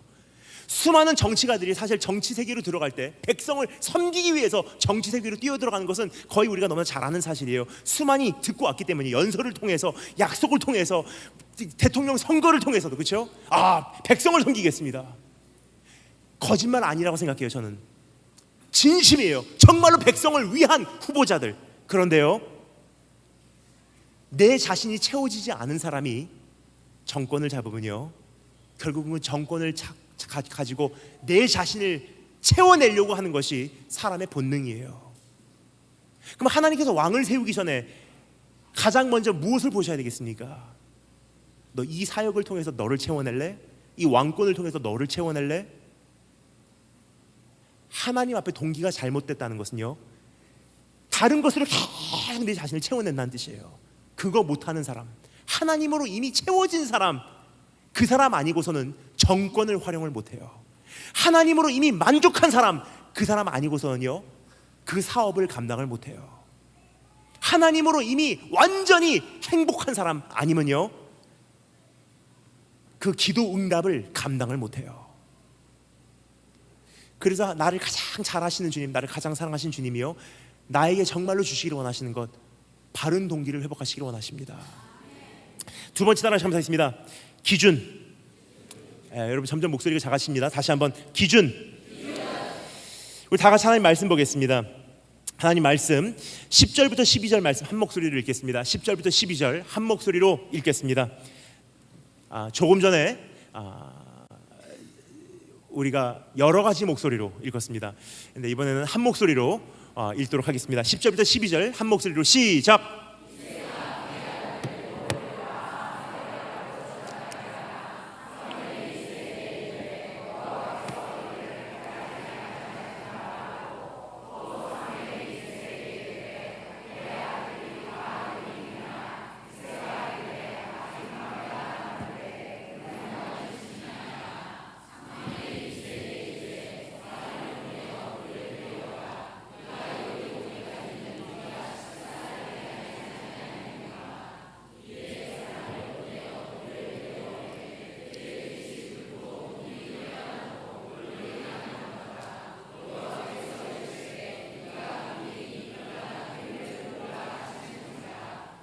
아멘. 하나님께서 사울에게 아말렉을 완전히 멸종시켜버리라고 명령을 하십니다. 하나님께서는 무한하신 죄로 판단해 보실 때, 무한하신 사랑으로 판단해 보실 때, 영원하신 기준으로 판단해 보실 때, 주님께서 보실 때 아말렉이라는 민족이 없어지는 것이 하나님 나라에는 오히려 도움이 됐다고 생각을 합니다. 그래서 하나님께서 사울에게 참 귀한 사명을 맡겨요. 네가 내 나라를 확장하고 싶냐? 내 뜻을 정말로 집행하고 싶냐? 사명을 맡기세요. 가서 아말렉을 쳐라. 다 멸해버려라. 그래서 성경은 이렇게 기록합니다. 지금 우리가 살펴보고자 하는 본문 말씀 바로 전장에 사울과 백성이 아각과 그의 양과 소의 가장 좋은 것 또는 기름진 것과 어린 양과 모든 좋은 것을 남기고, 그러니까 사울이 혼자 한 것도 아니에요. 사울을 그렇게 할 수밖에 없도록 백성들이 계속 이야기를 한 거예요. 이거 우리도 지금 먹고 살기 힘든데 이거 다 죽입니까? 백성들의 인기를 받기를 원했던 사울은 백성들의 음성에 귀를 기울이기 시작합니다. 아 그래? 만약에 이거 말 안 들었다가는 백성들이 나를 미워하겠네? 계산을 하기 시작합니다. 그래서 아말렉의 왕 아각을 살려두고요, 그의 소유물 중에 보기에 좋은 것들, 쓸모 있는 것들은 그대로 유지를 해요. 그리고 성경에 또 이어서 기록합니다. 가치 없고 하찮은 것은 진멸하니라. 그러니까 본인의 기준으로 일을 집행을 하게 된 거예요. 하나님의 기준이 아니에요. 여러분 동기가 잘못되면요, 이미 여기서부터 열매가 달라지기 시작해요. 동기가 잘못된 사람들은요, 똑같이 울면서 찬양하고 울면서 기도하고 울면서 예배드리는 것 같은데 어딘가에서 핀트가 어긋나기 시작합니다. 자기의 기준으로 일을 진행하기 시작해요. 근데 거기서 하나님께서는 멈추지 아니하시고 한 번 더 마지막으로 배려해서 호의를 베풀어 주세요. 사무엘을 보내서 회개할 수 있는 기회를 주시는 거예요. 사무엘이 사울을 찾아가서 책망했는데도 불구하고 사울이 뭐라고 대답하는지 제가 읽어드리겠습니다. 잘 들으시면 좋을 것 같습니다. 사울이 사무엘에게 이르되 내가 범죄하였나이다. 거기까지 잘 나가요. 순간적으로 사무엘도 굉장히 행복하지 않았나 생각이 돼요. 아 그래 회개하는구나. 근데 거기서 끝나지 않고요, 한마디를 거기서 더 덧붙이며 변명을 하기 시작합니다. 이렇게 얘기하죠. 내가 여호와의 명령과 당신의 말씀을 어긴 것은 내가 백성을 두려워하여 그들의 말을 청종하였음이니라. 뭐를 두려워했다고요? 백성 두려워했대요. 백성을 두려워했다는 것을 다른 말로 표현하겠습니다. 사람들이 눈치 봤다는 거예요. 다른 말로 표현하겠습니다. 사람들의 얼굴 앞에 살아갔다는 거예요. 다른 말로 표현하면요, 사람의 마음에 합한 자로 살아가려고 노력을 했다는 거예요. 그래서 하나님께서는 사울을 버리시고 촛대를 다윗으로 옮기십니다. 그럼 다윗이 선택받은 이유가 무엇입니까? 사울이 아닌 모습이 있었기 때문이에요. A man after God's heart. 하나님의 마음에 합한 자라는 것을요, 영어로는 이렇게 말하죠. A man after God's heart. 무슨 뜻이냐면요, 하나님의 마음을 추적하는 자, 즉 하나님의 마음에 맞춰 있는 자. 사람 눈치 아니에요. 사람의 마음을 살려고 사람의 마음을 살려고 한 사람이 아니에요. 하나님의 마음에 핀트가 맞아 있는 사람, 하나님의 마음을 추적하는 사람. 주님의 생각이 무엇이지? 주님의 시선은 어디를 바라보고 있지? 주님이 뭐를 좋아하시지? 주님이 뭐를 슬퍼하시지? 우리 주님은 오늘 뭐를 기뻐하실까? 주님의 마음을 추적하는 자, 그리고 하나님의 마음에 나의 모든 것을 맞춰가는 자. 여러분, 지금 이 시대에 가장 큰 안타까움이 바로 이것이 아닌가 생각이 됩니다. 수많은 성도들이 있지만 아직까지도 이중성을 가지고 신앙생활하는 것이 우리의 문제가 아닌가 생각이 듭니다. 예를 들어서 그 오전 시간에 제가 이제 커피숍을 가는 것을 상당히 좋아합니다. 이제 아침에 기도하고 이제 운동하고, 그 다음에 저는 커피숍 가서 그 책을 읽는 것을 상당히 좋아해요. 단 30분이라도 거기 앉아서 평안을 찾습니다. 그래서 이게 책을 읽고 있으면요, 가끔 이제 교회에서 오시는 분들이 계세요. 처음에는 몰라요. 근데 오셔서 서로를 부르시는 그 호칭을 듣고 교회에서 오셨구나 알 수 있어요. 권사님, 집사님, 일로 와서 자리 잡았어. 저는 책 읽다가 잠시 이렇게 봅니다. 그러면 이제 그분들이 보통 이제 오전에 그 모임을 매일 하시죠. 그 남편분들 출근시켜 놓고 자녀들 학교 보내놓고, 그 다음에 이제 파리바게뜨로 혹은 뚫레주로 집합을 하세요. 거기서 이제 대화를 나누시는데 처음 대화 내용은요, 그래도 귀해요. 이번에 여전도회 그 우리가 헌신 예배를 드리는데 떡을 어디서 할까? 무슨 떡을 할까? 시루떡을 할까? 인절미를 할까? 아니면 백설기를 할까? 무슨 떡을 할까? 그 다음에 이번에 여전도에 그 무슨 수양회 같은 거 갈 때 우리가 특송을 해야 되는데 한복을 입을까 정장을 할까, 여러 가지 고민을 하십니다. 그것을 제가 들으면서 감탄을 해요. 저런 분들이 계시기 때문에 그래도 교회가 이렇게 지금 유지가 되고 있구나. 감사한 마음을 이렇게 제 마음에 이렇게 느끼고 있는데, 그 다음부터 대화가 이상한 방향으로 흘러가기 시작합니다. 이렇게 흘러가요. 들었어? 그 집 아들 정말 성공했대. 제가 궁금해서 어떤 아들이 성공한 아들인지 귀를 기울여봅니다. 어느 대학 들어왔대. 참 그 아들 성공했어. 이제 그 남편 하나님께서 축복해 주시고 계셔. 궁금했어요. 어떤 남편이 축복받는 남편인지. 지금 회사에서 지금 주일도 못 지킬 정도로 지금 너무너무 많이 일이 생겨서 지금 요번에 두바이로 출장 갔대. 그 다음에 그 며느리 참 잘 얻었대. 궁금해서, 이건 정말 궁금해서 어떤 며느리가 진짜 잘 얻은 며느리인지 제가 귀를 기울여봐요. 유학 갔다 와서 지금 어디 좋은 직장에 들어간 그러한 사람이래. 그러면 이게 다 나쁜 것은 아니에요. 근데 솔직히 말씀드리겠습니다. 이러한 칭찬을 한번 듣고 싶어요. 사실 성도님들이 정말로 모이잖아요. 이러한 칭찬을 이야기하시는 것을 한번 내가 정말 들으면 얼마나 좋을까 하는 그런 바람이 있어요. 권사님, 집사님 다 이렇게 해갖고 여기 자리 잡아서 해갖고 빵 시켜놓고 차 한 잔 드시면서 이런 대화가 만약에 아침마다 이루어진다면, 그 아들 정말 성공했대. 어떠한 아들인가? 교통사고 나서 정말 힘든데 그래도 좋은 직장 다 포기하고 주님 한 번 만족한다고 지금 새벽 재단 매일 쌓고 있대. 그 남편 정말 성공했대. 어떠한 남편인가? 직장 해고당하고 갈 데는 없지만 그래도 나에게 주신 환경에 너무나 감사해서 지금 장사하면서도 그렇게 행복하게 지낸대. 야, 그 며느리 참 귀하더라. 어떤 며느리인가?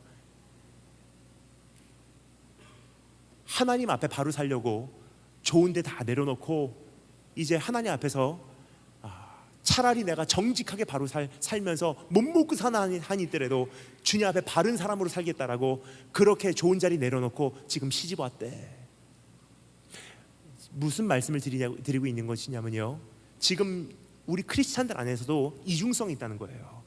하나님의 나라의 것을 바란다고 하지만 사실은 내 안에 어느 정도의 기준은요, 세상에게 인정받아야지. 세상에 살아가려면 이 정도의 요령은 필요해. 여기서 이 정도의 어느 정도의 그 모습을 갖추고 있지 않으면 이것은 실패한 사람이야. 근데 여러분, 하나님은 이중성을 허락하시는 분이 아니세요. 지금 수많은 교회가 능력을 발휘하지 못하고요, 수많은 성도들이 빛과 소금의 사명을 감당하지 못하는 것은요, 기준 자체가 지금 많이 변질됐기 때문이에요. 주님을 섬긴다고 하지만 사실은 아직도 내 인생의 가치 기준은요, 땅에 뿌리를 내리고 있어요. 그럼 예수 믿는다는 것을 다른 말로 가장 정확하게 표현해서 뭐라고 해야 되지? 뭐라고 해야지 가장 옳은가 하는 고민을 많이 하게 됩니다. 예수를 믿습니다. 내가 예수를 믿습니다. 말하기는 되게 좋아요. 그런데 이 뜻이요, 이 표현 자체가요, 이미 너무나 왜곡이 돼버려서 나도 예수님을 영접합니다 정도로 주문을 외우면 구원받는 줄 아니까 예수 그리스도를 믿는다는 이 자체가 너무 뜻이 왜곡이 돼버려서 이제는 풀이를 해드려야 돼요. 예수를 믿는다는 것이 도대체 무엇인지. 거기에 가장 먼저 목록에 포함이 되는 한 가지가 있다면요, 예수 그리스도를 정말 믿는 것, 그것을 다른 말로 한마디로 표현하면요, 바로 이 뜻이 아닌가 생각이 돼요. 가치 기준의 재형성이에요. 주님을 믿고 나니까, 예수 그리스도와 함께 죽고 함께 살고 나니까, 침례를 받고 나니까 나는 더 이상 내 것이 아니라 난 예수 그리스도에 속한 자라. 그렇게 하다 보니까 어떻게 해요? 가치 기준의 재형성이에요. 그러니까 내가 정말로 천국 가는지 지옥 가는지 알기를 원하신다면요, 내가 예수 그리스도를 영접 기도를 한 경험이 있냐 없냐가 아니라 사실은 내 삶에서 가치 기준이 재형성되었는지를 보시면 정확히 알 수 있어요. 여러분, 오늘 내 삶을 바라보셨을 때 사람 앞에 살고 계십니까? 하나님 앞에 살고 계십니까? 저는 조금 전에 말씀드렸죠, 온 세계를 다니면서 두 가지 종류의 사람을 보고 있다고. 근데 한 종류의 사람은요, 그냥 일반적으로 신앙생활 하시는 분들, 그냥 이분들을 보면 참 저는 마음이 아파요. 열심히 신앙생활 나름대로 하시는데 성경이 말하는 풍성한 삶은 누리지를 못하고 계세요. 여러분 느끼시지 않습니까? 분명히 신앙생활을 하고 있는데 뭔가 더 있을 것 같아요. 이게 다가 아닌 것 같아요. 내 안에 그런 목마름이 있으시다면요, 아직은 첫 번째 부류예요. 신앙생활 열심히 하는데 성경에서 말하는 이 축복도 좀 이건 나하고는 동떨어지고, 성경에서 말하는 하나님의 그 붙드심, 제가 제일 좋아하는 찬양이고 한 곡이 있습니다. 지금까지 살아온 거 다 주의 은혜라, 물 붓듯이 쏟아 부으시는 주의 은혜 고마워. 그 은혜 여러분 경험하신 적 있으십니까? 그 은혜를 경험하지 못했다는 것은요, 아직은 풍성한 삶은 누리지 못하고 있다는 거예요. 그 주님께서 오신 것, 인자가 이 땅에 생명 버리러 오신 것은 왜 오셨다고요? 예수 믿고 천국 가기 위해서 아니에요. 그 정도 차원은요, 다른 종교에서도 이야기하는 거예요. 죽은 다음에 천국 갈 수 있어. 그 우리 안에서 천국이라는 현실이 능력을 발휘하지 못하는 것은요, 죽은 다음에 가는 곳이라고 생각하라니까 지금 나하고는 별로 연관이 없다고 생각해요. 죽을 때까지만 잘 믿으면 되지. 성경에서 말하는 천국은요, 예수 그리스도를 만나는 순간부터, 오늘부터 영원히 펼쳐지는 영생이에요. 그럼 오늘의 삶에서 내가 영생, 이미 천국을 누리고 있냐는 질문이에요. 이미 천국의 풍성함을 내가 누리고 있냐? 지금까지 지내온 것 주의 은혜라, 물 붓듯이 쏟아 부으시는 주의 은혜 고마워. 여러분, 그 은혜 경험하신 적 있으십니까? 아니면 그냥 기도 응답 조금 받는 거 행복해하고 그냥 주일 성수하는 걸로 만족하고 그냥 기도 생활하고 그냥 조금 즐거움 경험하고 그냥 위로를 얻고 힘들지만 그냥 주일 성수하고 종교 생활하는 것으로 만족하고 계시다면요, 주님께서 우리에게 허락하신 생명은 아니에요. 그게 종교지. 여러분, 저는 중학교 1학년 때 예수님 만났습니다. 얼마나 뜨겁게 만났는지 제가 3시간을 바닥에서 뒹굴면서 비명을 지르면서 울었어요. 그래서 저는 초등학교, 중학생 이게 봐도요, 과소평가를 안 해요. 어른 말씀을 전해도 이 아이들은 하나님께서 영을 여시면 알아듣게 돼 있어요. 따라서 중고등부 캠프, 중고등부 수련회 가도요, 저는 말씀의 내용 안 바꿉니다. 그냥 어른들에게 하듯이 그대로 전해요. 들을 귀 있는 자들은 듣고 변하더라고요. 제가 중학교 1학년 때 예수님을 그렇게 경험하고 그렇게 변했기 때문이에요. 얼마나 뜨겁게 그 사랑을 경험했는지 제 삶이 그날 그냥 불로 달구어졌어요. 비명을 지르면서 3시간을 울었습니다. 나를 거기까지 사랑하십니까? 3시간을 그렇게 울다가 결국은 탈진해서 잠이 들어버렸어요. 한참을 자고 일어나서 제 입에서 터져나온 첫마디 고백, 하나님, 내 생명 드리겠습니다. 내가 평신도로 섬기던, 주의 종으로 섬기던 주님의 영광 위해서 내 생명 걸겠습니다. 그렇게 하고 중학교 2학년 생활 시작을 합니다.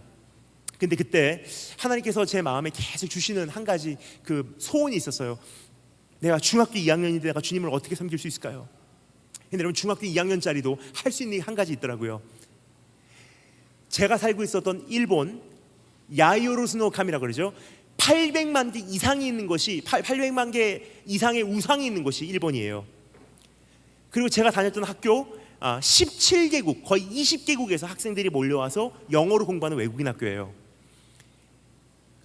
일본 사람들, 기독교 인구, 천주교 포함하지 않으면요, 개신교만 일본 1억 약 3천만 인구의 0.2%예요. 일본 사람들 태어나서 죽을 때까지 거의 대다수가 예수 그리스도라는 이름을 단 한 번도 제대로 접하지 못하고 죽습니다. 지금도 어떤 일본 사람들은요, 크리스마스가 산타클로스 생일인 줄 알아요. 중학교 2학년짜리인 저도 그런 일본 땅에서 할 수 있는 게 한 가지 있더라고요.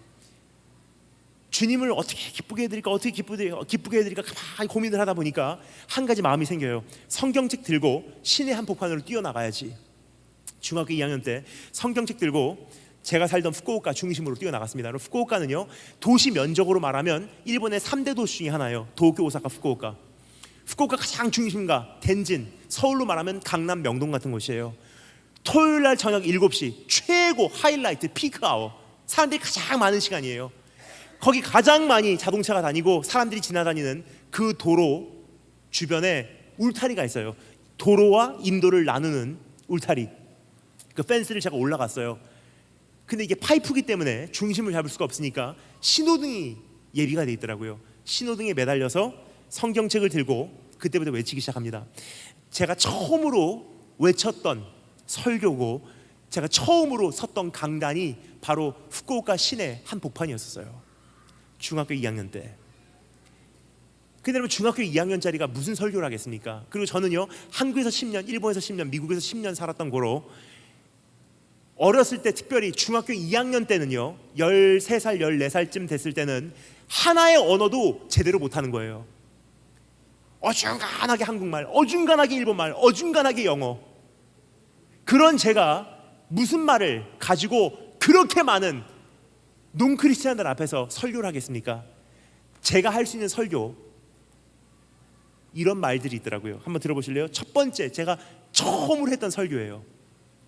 시내 한복판에서 신호등에 매달려서 외쳤던 말씀, 이런 말씀이었습니다. 예수 그리스도, 예수 그리스도, 예수 그리스도, 예수 그리스도, 예수 그리스도, 예수 그리스도. 그것만 2시간 외쳤어요. 한 번도 예수 그리스도라는 이름을 들어보지 못하고 죽어가는 사람들이 있는 곳에 신호등에서 이렇게 신호 바뀔 때까지 기다리다가 임박이도록 그거라도 듣고 잠자리에 그날 밤 누웠을 때 예수 그리스도, 예수 그리스도, 누구지 그게? 궁금해하기라도 하라고.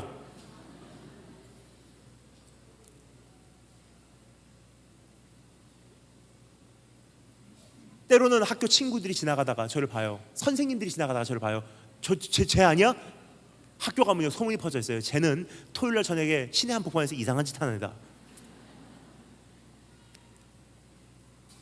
그때부터 중학교 2학년부터 시작한 노방전도 때로는 혼자, 때로는 30여 명 되는 같은 형제 자매들하고, 그리고 결국 제가 졸업할 때까지, 고3 졸업할 때까지 여동생하고 저하고 또 홀로 남겨질 때까지 5년을 매주 토요일 저녁 7시, 하나님 아십니다, 단 한 번도 안 빠지고 5년 돌파했어요.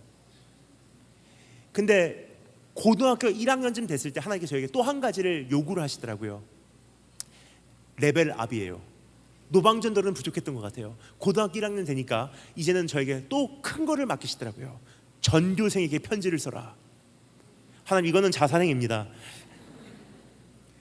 편지 내용까지 가슴에 막 벅차게 다가와요. 편지 내용: 숨어있는 크리스찬들이여 나와라. 너희들이 이 사람들 앞에서 우리 예수님 부인하면 먼 훗날 우리 주님께서도 천사들과 아버지 앞에서 너희를 부인할 것이다. 우리가 나와서 함께 모여서 이제 우리 학교의 구원을 위해서 기도하자. 첫 번째 기도 모임, 저하고 제 여동생 딱 2명이에요. 둘이서 학교 식당에 모여서요 손 붙잡고 기도를 하는데, 그때부터는 적극적인 핍박이 시작돼요. 주스병이 날라와요. 기도하는데 와장창 깨져요. 딱 보면은 친구들하고 선배들이요 그때 소리를 질러요. 딴 데 가서 하라고. 그리고 학교 갈 때 참 제가 부담이 됐던 것이 한 가지 뭐냐면요, 저희 학교 온 세계에서 학생들이 몰려왔는데요, 자기네 나라와 국적만 가지고 온 것이 아니고, 문화와 어떠한 자기 어떠한 풍습만 가지고 온 것이 아니고, 자기의 종교 잡신들 다 데리고 왔어요. 저희 학교에 없는 종교가 없었습니다. 이슬람교, 힌두교, 불교, 유대교, 신도교, 남녀 호랭기교, 오무진리교 뭐 다 있었어요. 근데 크리스찬을 대표해서 이 학교를 가는 거로 사람들이 저의 행동과 저의 말투를 보고, 저의 행위를 보고, 저의 얼굴의 표정을 보고 하나님을 판단하는 거예요. 그러니까 학교 갈 때 얼마나 이게 큰 부담감입니까? 학교 가서 하나님께 정말 죄송한 거예요. 잘 살면 영광이지만 못 살면 정말 죄송한 거예요. 내가 잘못 살아서 하나님 영광 가렸습니다. 그러니까 바로 살아야 되는 거로 그때부터 기도의 재단을 쌓기 시작합니다. 학교 가자마자 하루에 3번 학교에서 기도의 재단을 쌓아요. 어디서 쌓냐? 학교에서 가장 조용하고 한적한 곳, 화장실. 화장실에 숨어서 문 닫아놓고 그런 기도 안 해요. 화장실로 간 이유는요, 숨기 위해서가 아니고 조용하기 때문에. 화장실 가자마자 세면대 앞에 그냥 무릎 꿇습니다. 그리고 학교의 구원을 위해서 기도합니다. 하나님, 나를 통해서 교장 선생님부터 유치원생이 이르기까지 복음 들어가기를 원합니다. 그럼 친구들하고 선생님들이 가끔 화장실 왔다가 깜짝 놀래요. 여기서 뭐해? 일어나! 학교 소문이 퍼지기 시작합니다. 얘는 토요일날 저녁에 시내 한복판에서 이상한 짓 하는 정도가 아니라 하루에 3번 화장실에서 이상한 짓 한다. 아침에 등교하자마자 화장실, 점심시간에 밥 먹고 화장실, 학교 끝나고 집에 오기 전에 화장실. 그렇게 그냥 최선을 다해서 살았어요. 뭐 훌륭한 사역자가 돼야지, 언젠간 이런 간증해야지, 하나님 앞에 내가 세계적인 무대에 서왔고 내가 영향력 있는 삶을 살아서 하나님께 영광을 돌려야지. 여러분, 그런 생각 해본 적이 없어요. 그냥 부르신 곳 화장실에서 최선을 다해서 기도하고, 사람들이 안 봐도, 사실 솔직히 말씀드릴게요, 중학교 2학년부터 시작한 노방전도 고3 졸업할 때까지 5년 동안 제가 보지 못하는 사람들, 천국 가서 그때 노방전도를 통해서 예수님을 내가 믿었습니다 하는 사람들이 있을 수는 있어도요, 그 5년간 하나님께 저에게 보여주신 열매는 단 한 사람도 없어요. 근데 제가 그곳에 섰던 동기는 딱 한 가지예요. 그냥 주님 좋아서, 주님의 마음 어떻게 하면 조금이라도 시원하게 해드릴 수 있을까, 그를 그냥 살았을 뿐인데, 시간이 다 지나고 고등학교 2학년을 마치는 날이 됐어요. 마치는 날 학교에 이제 이런 강단에 시상식이 있었습니다. 선생님들, 부모님들, 학생들 다 모인 곳에서 교장 선생님께서 올라가셔서 이제 시상식을 하세요. 영어, 수학, 과학 다 상을 주고 마지막 상을 주는 시간이 되었습니다. 그 상을 딱 발표를 하는데 참 희한해요. 친구들은 숨소리를 죽이고 교장 선생님께서 누구 이름을 부를지, 그 상이 누구에게 가는지 굉장히 관심이 많아요. 참 희한한 것은요, 저 지금까지 기억합니다. 그 상에 대해서 관심이 없어요, 제가. 그래서 이 말씀이 이해가 되는 거예요. 무대가 펼쳐졌을 때 하나님 안에서 이미 만족을 누리고 오늘도 주님 앞에서 이미 바로 서 있는 사람들은요, 무대에 대한 관심이 없어요. 내가 쓰임 받아야지 하는 게 없어요. 왜요? 쓰임 받는 것은요, 그냥 내가 주님과 함께 연합해서 살다 보면은 주님과 동행하는 내가 밟는 모든 땅이 하나님 나라로 그냥 펼쳐지는 거지. 내가 가서 무슨 열매를 맺어야지. 여러분, 시냇가의 나무가 어떻게 열매를 맺죠? 열매를 맺어야지. 시냇가의 나무가 노력을 해서 열매를 맺습니까? 열매를 맺어야지. 나를 열매를 맺게 하여 주시옵소서. 시냇가의 나무는 그렇게 열매 맺지 않아요. 시냇가에 그냥 심겨져 있다 보니까 철을 따라, 때를 따라, 계절이 되니 열매를 맺는 거예요. 그러니까 저는 참 위험한 것은요, 선교 동원 대회, 누가 주님을 위해서 갈까 하면 일어나는 종들이 참 많은데요, 그렇게 헌신하는 사람들이 많고 선교 지망생들은 많아도요, 대한민국 교회가 지금 능력을 발휘하지 못하고 있다는 것은요, 이미 뭔가가 잘못됐다는 거예요. 그날 사람들은 다 숨소리를 죽이고 이제 누가 그 상을 받는지 관심을 갖는데 관심이 없었어요. 그 이유를 말씀드리겠습니다. 다른 사람들은 못 들어도요, 제 귓가에만 들리는 한마디 하나님의 음성이 있었어요. 그것은 어떠한 소리라기보다도 제 마음 깊은 곳에 말로 표현할 수 없는 확신이에요. 확신. 하나님께서 이렇게 지금 말씀하시고 계시구나. 다른 사람들은 못 들었어요. 제 마음에만 확실하게 들렸어요. 교장 선생님께서 그 상을 다 발표하시는 순간 교장 선생님 목소리는 안 들리고요, 그 마음의 소리만 한마디 들립니다. 하나님께서 이렇게 말씀하시더라고요. 합격.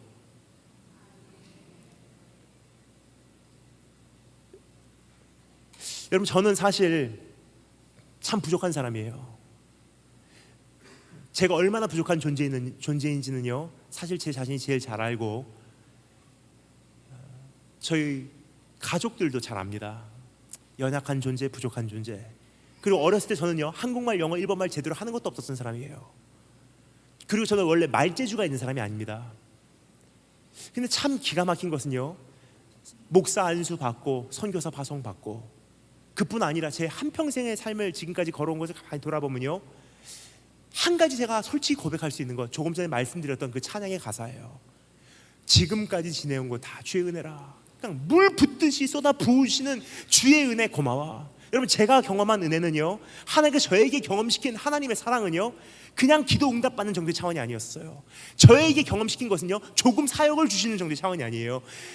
저에게 하나님께서 다가오셨을 때 주님께서 나에게 허락하신 그 축복은요, 그냥 물 붓듯이 하늘 문을 여시고 쏟아 부으시는 주님의 함께하심과 지키심과 내 인생을 붙드심과 그냥 내 삶을 그냥 하나님께서 손 꽉 붙드시고 돌파케 하시는 인생이더라고요. 어디서 시작됐을까? 저는 기억합니다. 그 음성, 합격. 사람들은 외모를 취하지만 하나님은요, 아무도 안 들어도 노방에 혼자 서서 외치는 소리 그날 들으셨고요, 아무도 없어도요, 화장실에서 무릎 다 척척이 젖어가며 하루에 3번 때를 정해놓고 기도하는 것 주님 보고 계셨고요, 학교에서 기도 모임 여동생과 손잡고 주스병 맞아가면서 기도했던 것 주님 보고 계셨어요. 여러분, 다윗과 같이 춤을 추기를 원하는 사람들은 많아도요, 다윗과 같이 나 춤 안 춰도 괜찮으니까 오늘 나의 삶의 이 현장에서 내가 주님 한 분만으로 만족하고 오늘 예배 현장에서 정말 진실하게 주 앞에 드리기를 원합니다 하는 사람들은 극히 소수예요.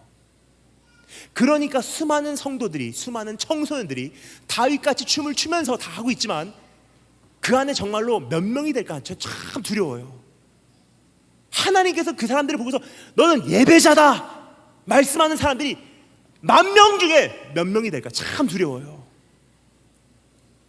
스포트라이트 켜지고 스모크 마시에서 연기 나오기 시작하고 드럼 소리 들리기 시작하고 전자기타 소리 들리기 시작합니다. 그럼 청소년들 두 생각 안 해요. 일단 자리에서 일어나서 앞자리로 나와서요,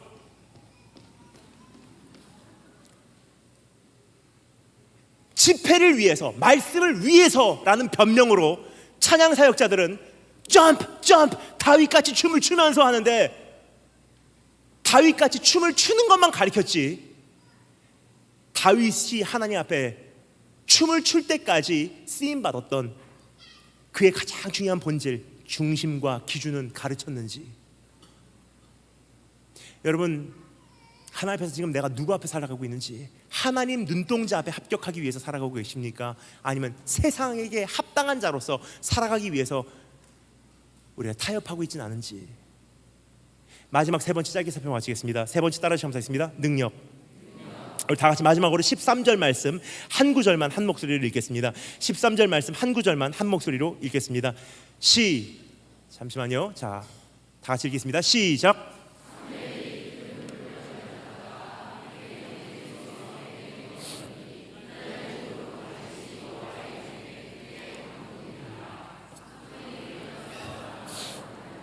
아멘. 참 여기서 기가 막힌 표현이 하나 사용되고 있습니다. 결국은 하나님께서 다윗이라 말씀하셔서요, 다윗을 왕으로 세워내시는데, 다윗에게 기름 붓는 순간 성경이 기록합니다. 여호와의 영에게 다윗이 크게 감동되니라 그래요. 이것은요 그냥 은혜 받았다는 차원이 아니에요. 여호와의 영에게 크게 감동되니라는 것은요 고대의 표현인데 바로 이런 뜻이에요. 능력 받았다는 뜻이에요.